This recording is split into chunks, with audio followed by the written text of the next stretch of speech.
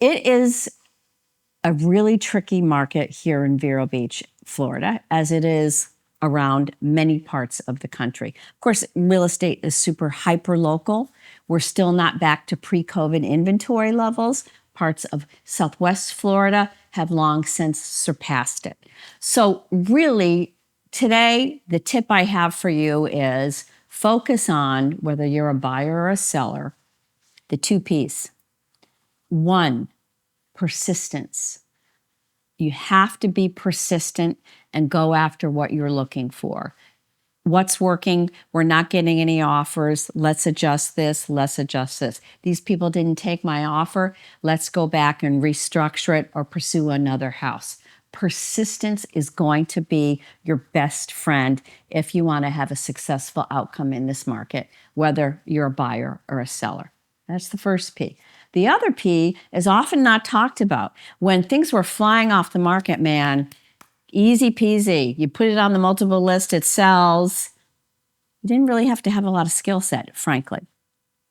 Problem solving is now the other super important P to get you the outcome you want. I had a successful closing a couple of weeks ago, and the client said to me, Sally, I had no idea. It's easy to get into contract. I'm not really sure I agree with that, but this was her take. It's easy to get into contract, but the amount of problems that you had to navigate and negotiate to get this deal closed, I had no idea. And it really matters who you have on your side in that journey. And it's so true. This particular transaction, there's so few buyers right now. There's an imbalance where we're in a buyer's market. We actually had 4 offers and had 1 in contract and got another one in contract and had to have 2 in contract to get one of them closed.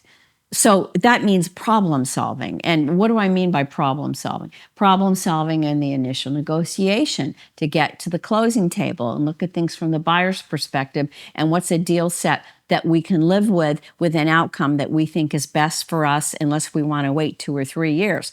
Problems during the inspection. How do you resolve unreasonable demands from sellers that might be difficult? Problems all the way through. The buyer wants to get into the house. You don't want them. It's past the inspection time. How do you solve that? Post-closing occupancy has its whole nother set of negotiations. I want this. I want this. So problem solving and the ability to say, I'm going to take the emotion out of it. I want what's best for my clients, which is for this transaction, to get to the closing table and take your emotion out of it. And if you hear something that's really incendiary from another person in the transaction, it's our job many times to absorb that and be calm and say, let's figure out a way. Reasonable people can always come up with reasonable solutions. Take the emotion out of it and keep the deal going forward. So problem solving in life, whether it's real estate, videography, directing, being an artist, whatever your skill set, engineering, a good problem solver is highly valuable to you as a buyer or a seller. And it really matters who you work with.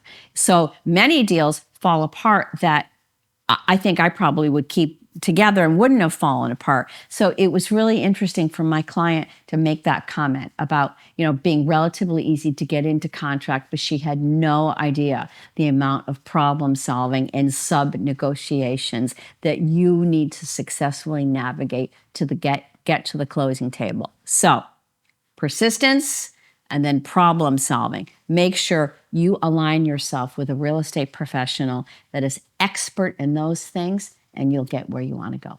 I'm Sally Daley. Have a great day.